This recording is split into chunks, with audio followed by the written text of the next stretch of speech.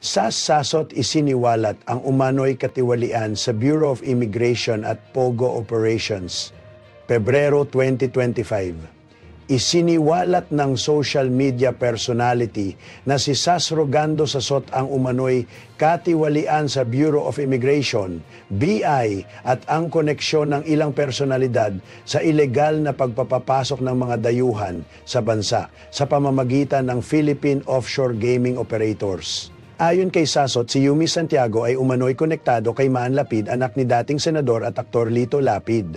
Ibinunyag din niya ang papel ni Maan Lapid at isang Jorel sa umano'y pagtatangkang pagtakpan ang mga pangyayari sa Clark. Dagdag pa rito, ipinakita rin niya ang isang video kung saan makikita si Sheila Go, isang pangalan na lumutang sa issue, kasama ang anak ni Lito Lapid sa isang boodle fight noong Oktubre 4, 2024. Sa isang live stream, ipinakita ni Sasot ang mga dokumentong umano'y patunay ng katiwalian sa BI. Ayon sa kanya, may mga Taiwanese at Chinese na ilegal na naipasok sa bansa gamit ang pekeng dokumento sa tulong ng ilang opisyal at personalidad. Binanggit ni Sasot ang isang Senate hearing noong Setyembre 2024, pinangunahan ni Senadora Risa Hontiveros, kung saan tinalakay ang flight manifesto ng mga dayuhang naipasok sa bansa. Sa kabila ng mga ebidensyang naipresinta, nanatili umano ang senadora na tahimik sa isyu. Ayon kay Sasot, naganap ang umano ilegal na aktibidad sa Clark, Pampanga na matagal nang konektado sa POGO at iba pang kontrobersyal na negosyo. Aniya, ang pagpapapasok ng mga dayuhan ay idinaan sa underground na transaksyon sa tulong ng ilang personalidad na konektado sa BI. Nanawagan si Sasot sa publiko na ipakalat ang impormasyon upang maibunyag ang umano'y katiwaliang ito. Inamon din niya si Senadora Hontiveros na linawin ang kanyang pananahimik sa kabila ng mga inilantad na ebidensya. Sa kasalukuyan, wala pang opisyal na pahayag mula sa mga nabanggit na personalidad ukol sa mga paratang ni Sas, at panoorin natin ang buong video. Hello mga kababayan, magandang hapon po sa inyong lahat. Ito po ang inyong favorite na tagalista ng mga noisy, si Sas Rogando Sasot, wala ng iba. At alam nyo naman po ang mga pasabog since last night na hindi na mapipigilan ng mga taong nagkukubli ng katotohanan. Dahil ang sabi nga nila, ang bagoong kahit gaano man nyo takpan, anong mangyayari? Mangangamoy at mangangamoy pa rin. Ayan, so nakuha na natin ang mga necessary documentation at iba pa. So, i-share nyo ito nang malaman nila ang katotohanan ng mga pangyayari. Okay? Dahil ito ay kinukubli nila, niloloko nila ang taong bayan. Magkakasamwat silang mga walang moisture sa buhay. So, ngayon ay uunti-untiin na natin ang mga kagimbal-gimbal na revelasyon na nangyari mula pa kagabi. So, pakishare muna ito yung mga kakamping dyan. I'm so sorry to burst your bubble, but your bubble has no moisture. So, eto na ang ating gagawin, no? So, pakishare ito sa mga chat group ninyo, yung mga nanananghalian, mga nagluluto, ganyan, yung mga nasa motel, hugutin nyo muna yan. Makinig muna kayo sa revelasyon na dapat ninyong matunghayan dahil kayo po ay binubudol. Binubudol po kayo ng mga taong nagpapanggap na kunwari sila ay ang malinis. So, kaya kailangan paki-share nyo po ito ngayon, itag nyo po ang mga kaibigan ninyo, ang mga kakamping na nagsusubaybay sa akin. I want your rebuttal that should start from A to Z. Okay? So, mga ka-moisture, paki-share po ito, yung mga team replay, kayo na ang bahala later on, hindi ba? So, ano na mga friendship, binabati ko yung mga, hintayin lang po natin ang ating mga ka-moisture na I'm pretty sure yung mga nasa trabaho ay gusto muna magpunta ng toilet, di ba? Di ba? Yung mga OFWs dyan, na malaman ninyo ang katotohanan at kung ano ang ginagawa nila para pagtakpan ito.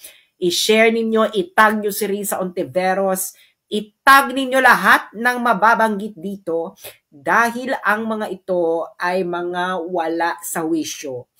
Ang nangyayari ay ganapang adik.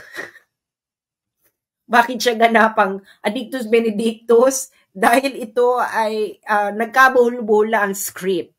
Okay, nagkabuhol-buhol ang script.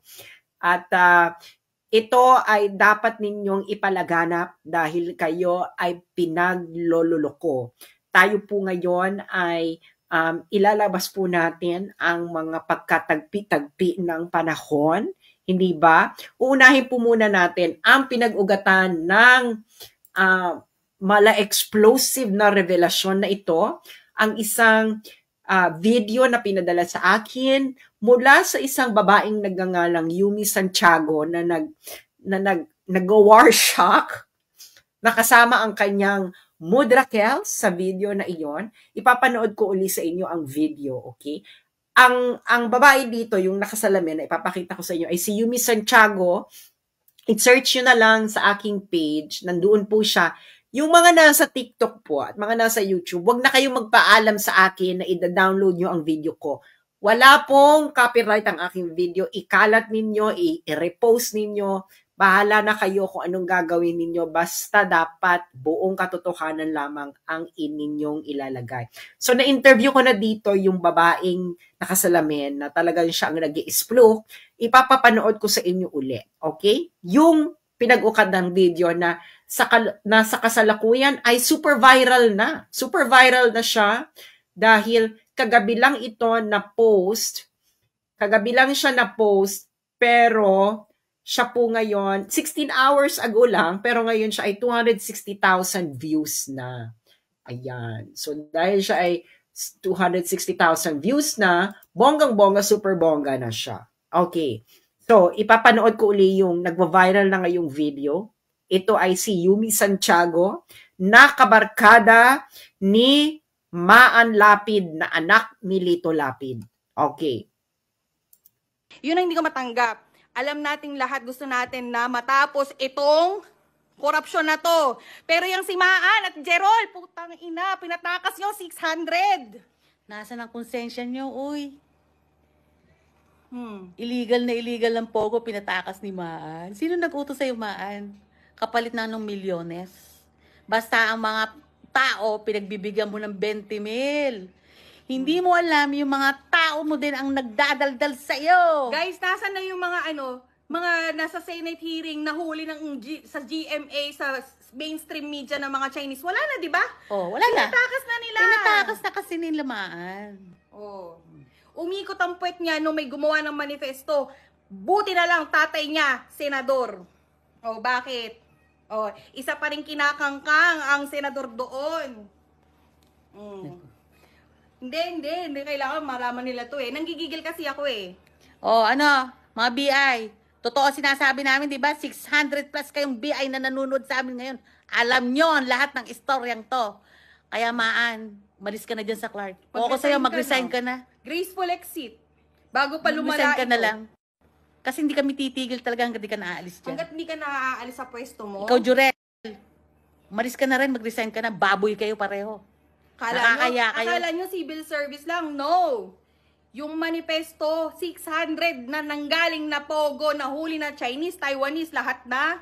Uy, sinong Wala Leon na. Guerrero sinasabi mo? Alam mo, meron kasing samahan din ng Leon Guerrero. Ang alam ko dyan, ang pinaka-founder ng Leon Guerrero, isa na dyan si Senator Bong Revilla. So, hindi ko alam ang sinasabi mo. Mami, may I know your FB po. Sorry, Mr. Daniel, hindi ako nag-FB. Shoutout sa 800, nakalampag ba ang nasa immigration? 888? Dumami. Alam nyo yan, di ba? Alam nyo yan, di ba, guys? Alam nila yan. Na Tatlong pinatakas eroplano. ni Maan yan, tatlong eroplano. Magkano yung binigay sa mga tao na tumulong tigbe 20 mil? Para ilusot doon sa sinasabi Bactor, 20,000 bawat isa. Maan, mag-resign ka na. Hawak namin ang manifesto na itinago ng isang senador. Sorry ka. Sorry ka. Dapat tanggalin. Dapat talaga tanggalin na sila. Pati yung mga tatak ng mga passport ng mga Taiwanese. Wala, Lahat kayo. actually, walang nagawa yun kasi sabi nga nila, susunod lang sila sa utos eh. Susunod Kasi sila nga- sa utos pero naiinis sila dahil 20 mil lang binigay. Alam mo, yun ang pahirap sa'yo, Maan. Binigyan mo lang kasi ng tigbe 20 mil. Ayun, ang sama-sama ng loob ngayon ng mga Kung tao. tuloy yung nabigyan ng tigbe 20 mil. Oh. Ayan. Oh. Ngayon, i-demand nyo yan ngayon guys, lahat ng subscriber natin dyan. I-demand nyo, nasan na yung mga Taiwanese na yon? Sige nga, nasan na yung mga nahuli na sa Pogo? Sige nga, samantalang ang mga Pilipino, ini-execute sa China, kung saan, ganito muna konti. Hindi, may sinasabi siya. Hindi ko nababasa. Wow, ang masasama nila, tama yan, dapat. Oh, 1,028. Oh, di ba nakalampag ang Bureau of Immigration? Oh, ano ngayon? Mga taga-immigration na Clark. Ayoko Pogo! magsalita eh. 3 eroplano. Kanina pa ako nang gigigil magsalita. O, 3 eroplano. Gano'ng kahaba eroplano? Ha? 200 passengers daw ang 200 kada isang eroplano. Hindi lang daw 200 eh. 200 plus, ganun. Pero yung manifesto natin, mamaya pa natin checkin.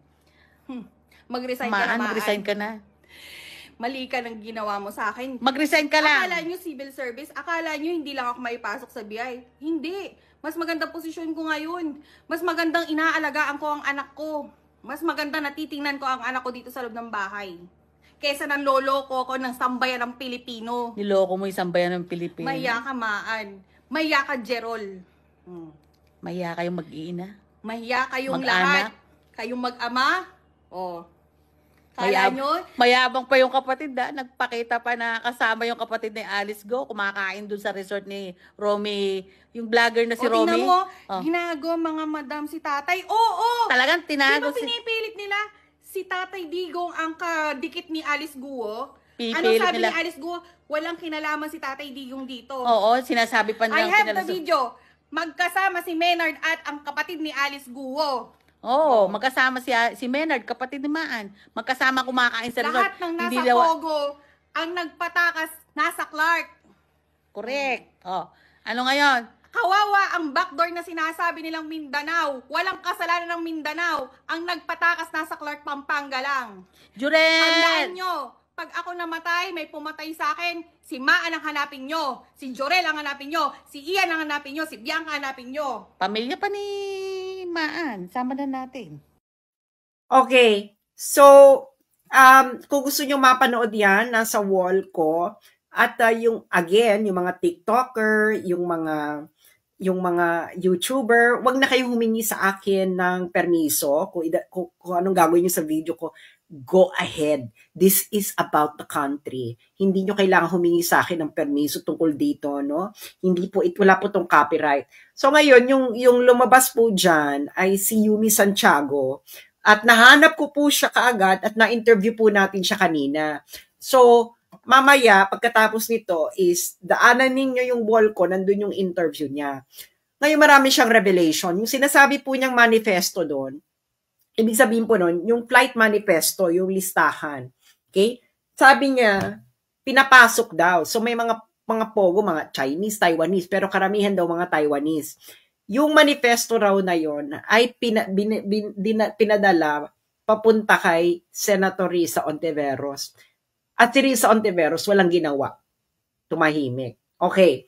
Ngayon, alam niyo yung Pogo-Pogo ni Risa Ontiveros, Emerald Pogo-Pogo. Hindi ba?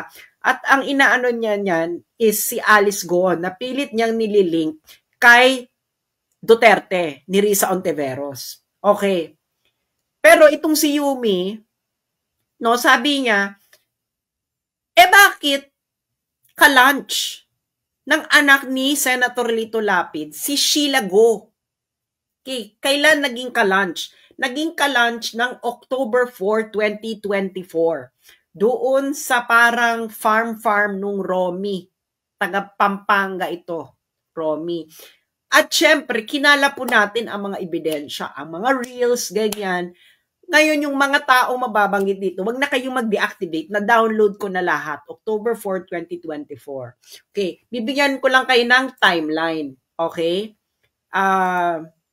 Ito ang timeline, ha. So, naalala nyo, tumakas daw si Sheila Go, si Alice Go. Okay. Ngayon, ito yan. Oh, ayan yung nakabalik na sa Pilipinas. Ayan yan yung Sheila Go. Okay? Nakikita nyo ba mga Bex? Nakikita nyo ba? Ayan si Sheila Go. Okay, nakabalik na yan ng Pilipinas. Kailan ba to? This was 5 months ago. So mga August 23, 2024. Ayan si Sheila Go. Na siya, nakabalik na. Ayan yung mga BI, ganyan, etc. Tapos, nagkaroon ng hearing, Senate hearing. Si Risa Ontiveros din, nandun si Sheila Go. Naalala nyo yan? Sandali, hanapin natin yan para makita nyo yung hearing Emirate. Ayan pa, may mga pagalit-galit pa si Risa Ontiveros. Emirate tayo ni girl, ini-Emirate. Ano mo girl, wag mo kaming aaklain. Ito, papakita natin ha. Hindi lang natin papakita lang natin yung Chimbu Star. Ang tagal naman ng mga advertisement. Kumikita pa kayo sa akin. Hintay lang natin. Yan. Nagagalit-galit pa si Risa Ontiveros. Risa Ontiveros, slapping Sheila Go. Get stern reminder from Ontiveros. Ikaw pala, Risa, nasa iyo pala yung flight manifesto. Bakit hindi mo binulgar? Binigay pala sa'yo. According to Yumi Santiago, yang si Yumi Santiago po, yan po ay kabarkada ni Maan Lapid. Si Maan Lapid po ay anak ni Lito Lapid. Okay, ito, papakita ko sa inyo, nagpadala na alam mo naman ako guys, hindi ako po pwedeng walang evidence, Walang evidence. Okay, so ipapakita ko sa inyo, yung mga pinadala sa akin ni Yumi Santiago na mga evidence kung gaano sila ka-close ni Maan Lapid. Okay, o mga anak ni Lito Lapid. Okay. Ito i-share natin. Ayan usapan namin to sa Emirate. Ayan. Ayan, so makikita nyo dyan, ayan si Maan Lapid sa bahay nila to. Ayan si Maan Lapid, yung naka-pink. Ayan, pak, sa bahay yan ni Yumi Santiago. Pak. Ayan, may mga gathering. Yang nasa front na yan, yung kumukuha ng picture, si Maan Lapid. Nasa likod ni Maan Lapid na lalaki, yan si Maynard. Maynard ba yan? Reynald. Maynard. Okay, Maynard. Yan, yung lalaking yan, yung naka-black. Okay. So, eto sa bahay to magkakasama sila dito ni Yumi. Si Yumi, yung chichika doon sa opening video. Ayan. So, pinapakita niya sa akin. Diyos ko, nakiusap pa si girl. Nakiusap pa si Yumi Santiago na wag ko siyang pagkatawanan dahil hindi pa raw siya retokado sa mga pictures na to. Okay lang yan, girl. Okay lang magparitoke. Basta you're happy and it gives you confidence. So, ayan si Maan.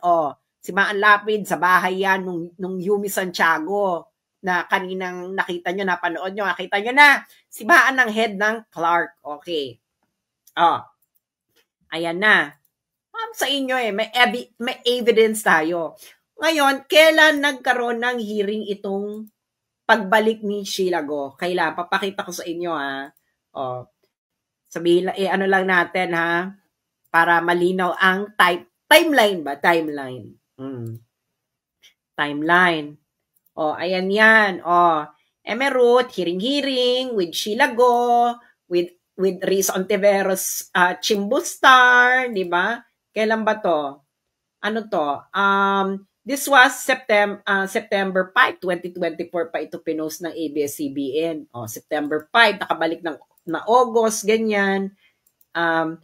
Mga hearing, ganyan. Tinatanong kung sino nagpatakas, Emirate, hindi ba? Si Risa Ontiveros, kunwari, walang alam. Napunta na pala sa kanya yung mga pinapalusot ng Maan na manifesto na anak ni Lito Lapid. Nasa kanya pala. Pinadala ng Bureau of Immigration. Deadma si girl! Deadma ka girl. Bakit? Bakit ka deadma? Pinadala pala sa inang Bureau of Immigration yung mga manifesto. Dalang sasabit ba si Maan Lapid? Si Maan Lapid yung head ng Clark. Okay. Ngayon,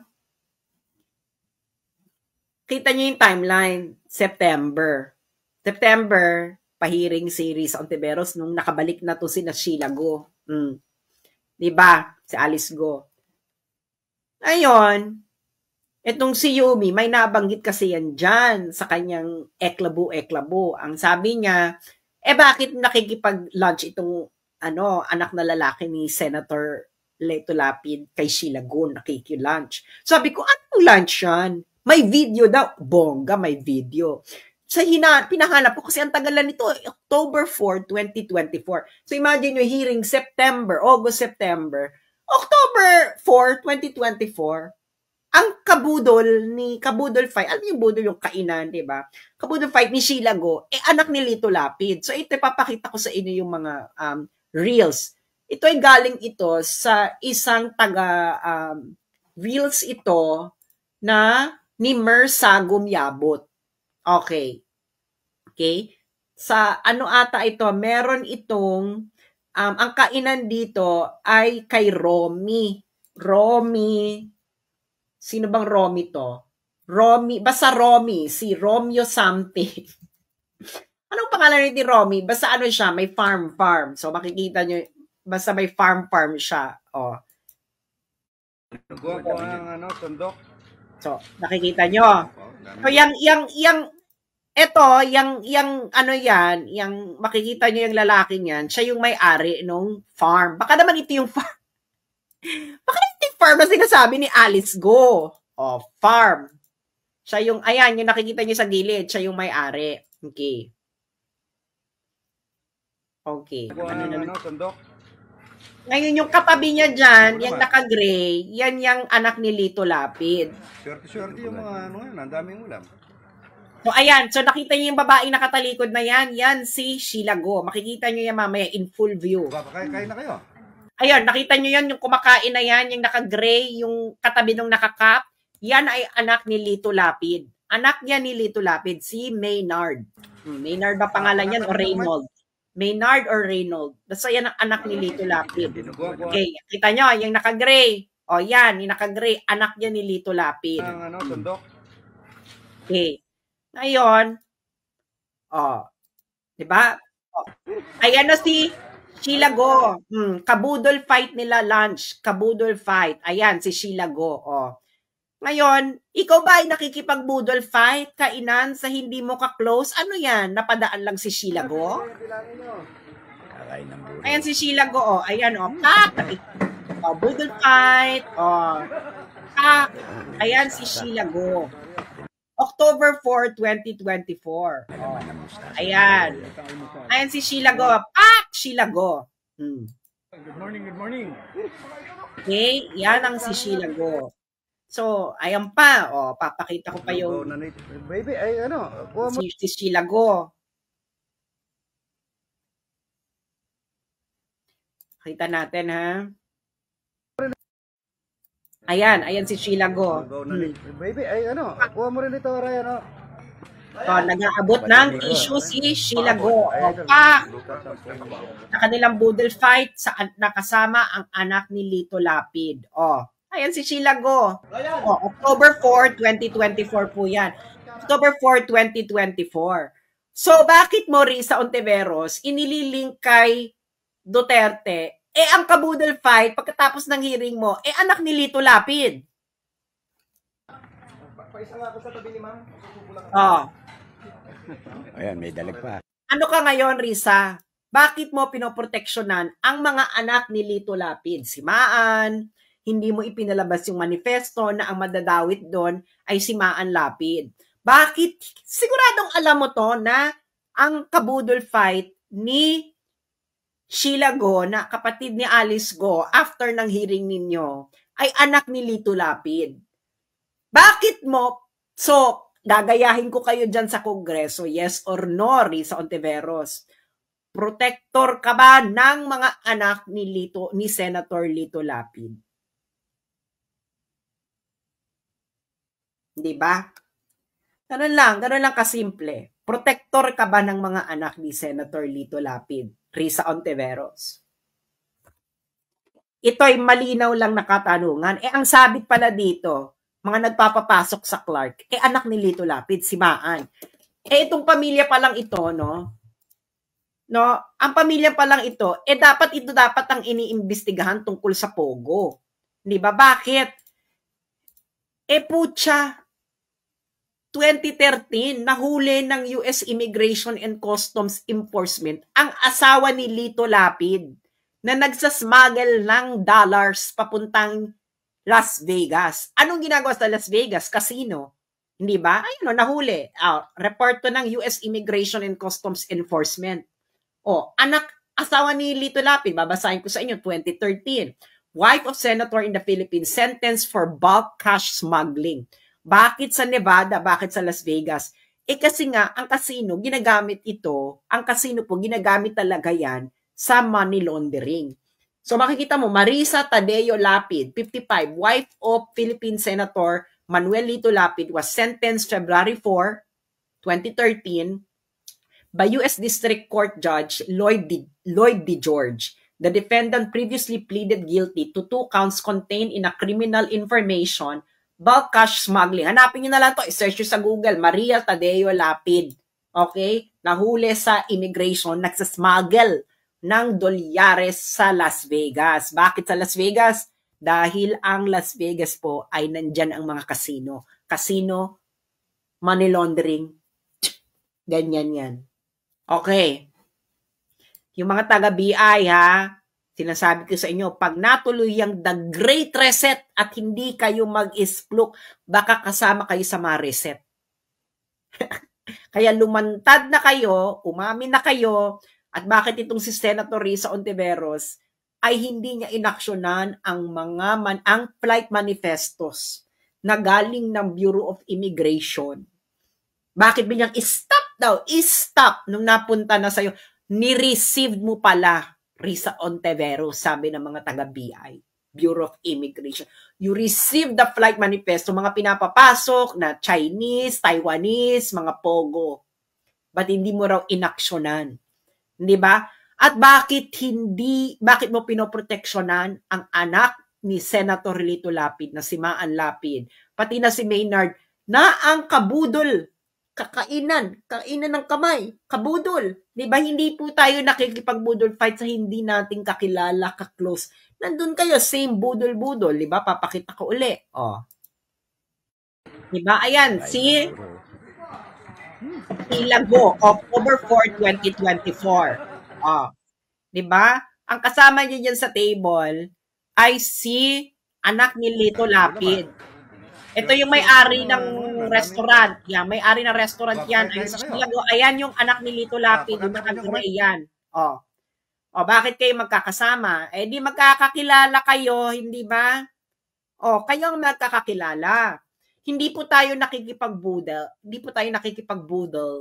nakikipagkaiman sa hindi po natin ka-close. Ano yung bigla ka na lang nag-arrive? Bigla na lang nag-arrive si Sheila Go sa budol lunch na kasama ang anak ni Lito Lapid. Ano na, Risa? Protector ka ba ng mga anak ni Lito Lapid? Si Maan Lapid, pati na yung anak niya, na after ng investigation mo, nang nakauwi na si Sheila Go, ay ka-lunch ng anak ni Lito Lapid, kabudol fight lunch. So, Senator Risa Ontiveros, bakit hindi ka nagsasalita tungkol dito? Are you the protector of Maan Lapid at yung kapatid ni Maan Lapid na si Maynard? So, yun lang, no? Marami pang dadating, okay?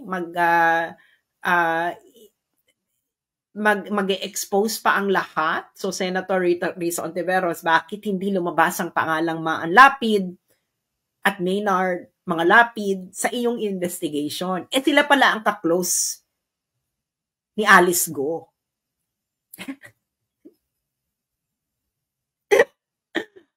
Ano na, girl? Ano na, girl? Ilabas mo na yan, girl. Dahil pag nagkaroon ng Great Reset, Risa, nako, girl. Ewan natin. So, di ba? Sino ngayon? Bakit hindi ngayon lumalabas ang pangalan ni Maan Lapid sa iyong investigation? Siya pala nagpapalusot. Saka itong Maynard na Ka-close ng kapatid ni Alice Go. Oh, bakit hindi lumalabas yung mga lapid sa iyong investigation, Risa Ontiveros? Sa investigation nyo dyan sa Senado. Pinoproteksyon na ninyo. Oh, bakit? Ano yan? Ano po ito? Akala ninyo ang bagoong pag tinakpan ninyo ay hindi lalabas ang singhot. Lalabas ito. So, again, uulitin ko, si Maan Lapid ang nagpapapasok sa Clark. Etong si Maynard, yung kapatid ni Maan, kabudol fight. Si Sheila Go, kapatid ni Alice Go, after nitong hearing. Bakit? Diba? Tanong na lang, bakit?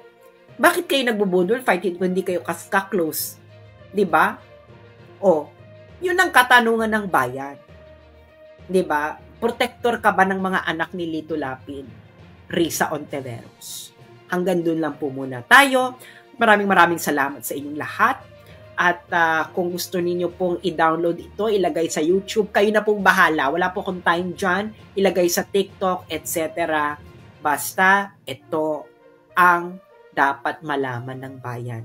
Ang tanong natin kay Risa Ontiveros, protector ka ba ng mga anak ni Senator Lito Lapid? Yun lang.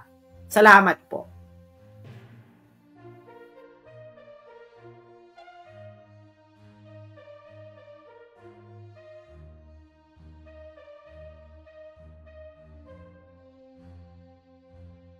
Mabigat ang mga revelasyong ibinahagi ni SAS tungkol sa umano'y katiwalian sa Bureau of Immigration at ilegal na pagpapapasok ng mga dayuhan sa bansa.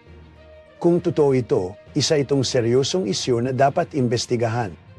Ano sa tingin nyo? Totoo kaya o may ibang motibo? Ibahagi ang inyong opinion sa comments. Huwag kalimutang i-like ang video at mag-subscribe para sa iba pang updates.